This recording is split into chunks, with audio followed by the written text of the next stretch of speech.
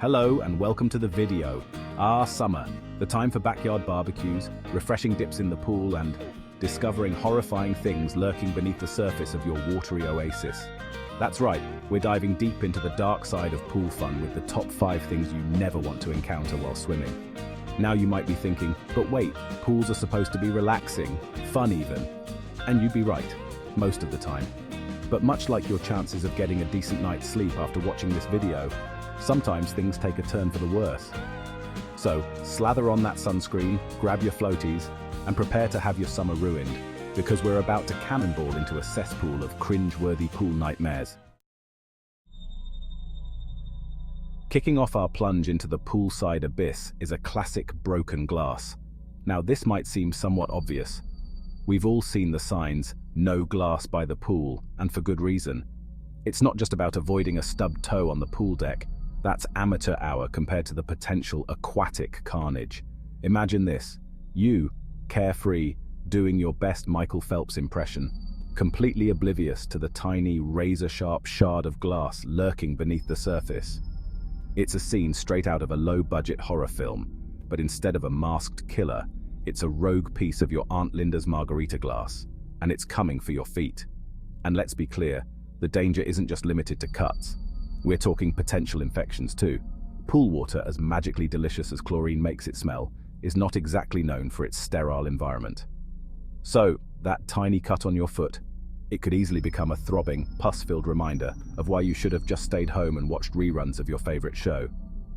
The bottom line is this: glass and pools are about as compatible as a pack of wolves at a picnic basket convention.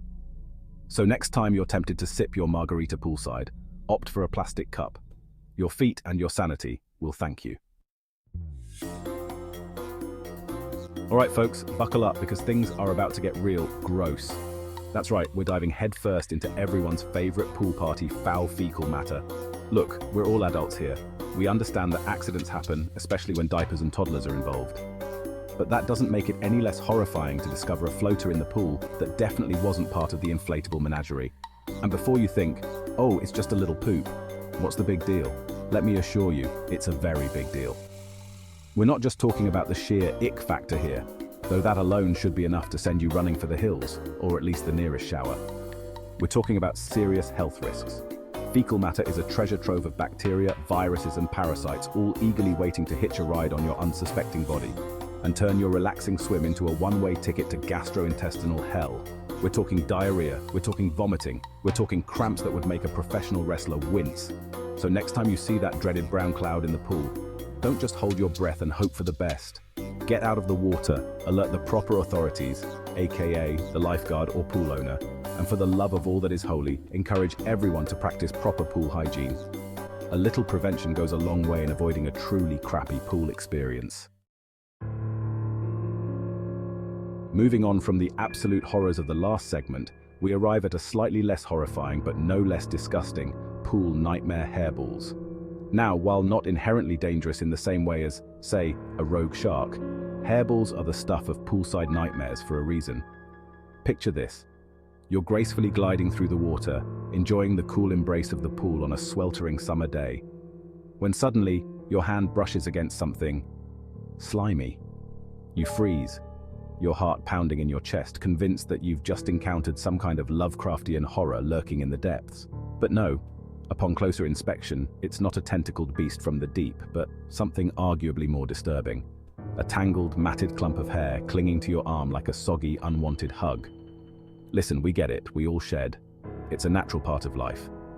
But that doesn't mean your discarded hair belongs in the pool, clinging to unsuspecting swimmers like some kind of aquatic spider web.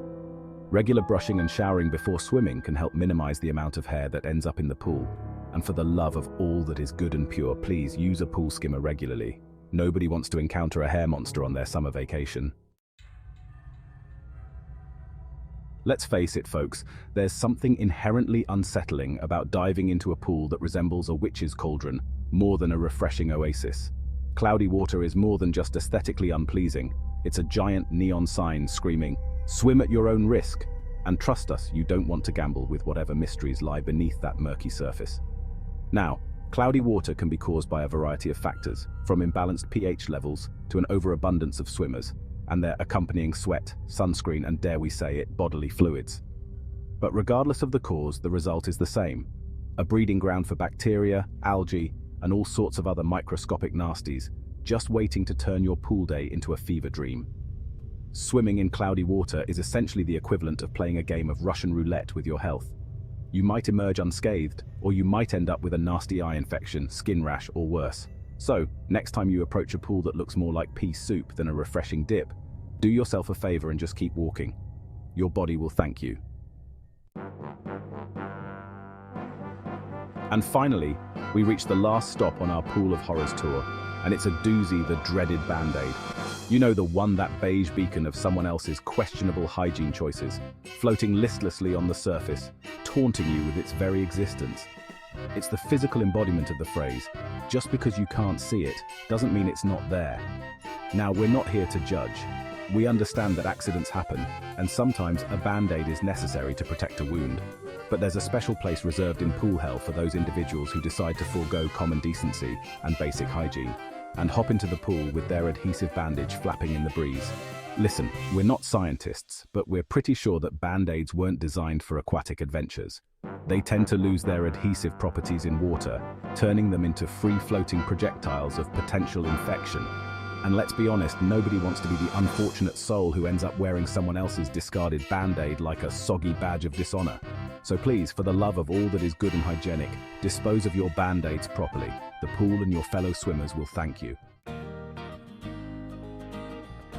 So there you have it, folks. The top 5 horrors lurking beneath the surface of your seemingly innocent summer oasis. We hope you've enjoyed this terrifying trip to the deep end of pool-related nightmares. Remember, while pools can be a great way to beat the heat and have some fun, it's important to be aware of the potential dangers. Always practice proper pool hygiene, be mindful of your surroundings, and if you see something, say something. Now, if you'll excuse us, we're going to go invest in a hazmat suit and a lifetime supply of hand sanitizer. Because frankly, after delving into the depths of pool-related horrors, we're not sure we'll ever look at a body of water the same way again. Until next time, stay safe, stay hydrated, and for the love of all that is holy, stay out of the pool. Thanks for watching. Remember to like, share, and subscribe for more chilling insights and safety tips. Cheers.